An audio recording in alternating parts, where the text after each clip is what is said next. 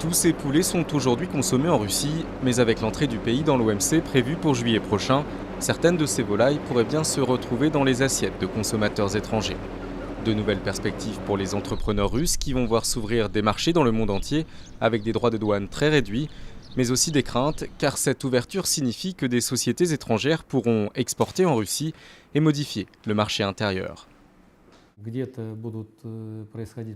On peut s'attendre à des faillites ou à la croissance de certaines entreprises, mais cela va certainement doper la production.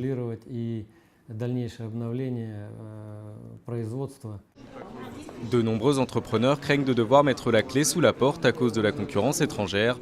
Certains ont même demandé l'organisation d'un référendum sur l'adhésion de la Russie à l'OMC. Parmi les secteurs les plus touchés, l'agriculture, un domaine qui peine à se moderniser et qui pourrait subir de plein fouet l'arrivée de nouveaux acteurs étrangers. Aujourd'hui, nous importons 50% de la nourriture que nous consommons. Après l'adhésion à l'OMC, les importations vont progresser et la Russie va perdre des millions d'emplois dans l'agriculture. Beaucoup de villages vont mourir. Pour d'autres entreprises, au contraire, la baisse des droits de douane est une très bonne nouvelle. Cette société vend 250 000 paires de chaussures par an.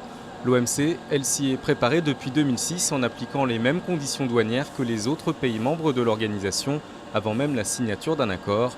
Le directeur a fait ses comptes. Ses coûts de fabrication ont baissé car l'importation du cuir et du plastique lui coûte moins cher.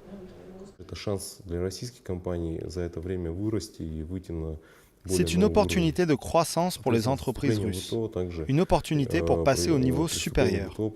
Après l'OMC, les lois financières seront simplifiées et cela attirera davantage d'investissements étrangers.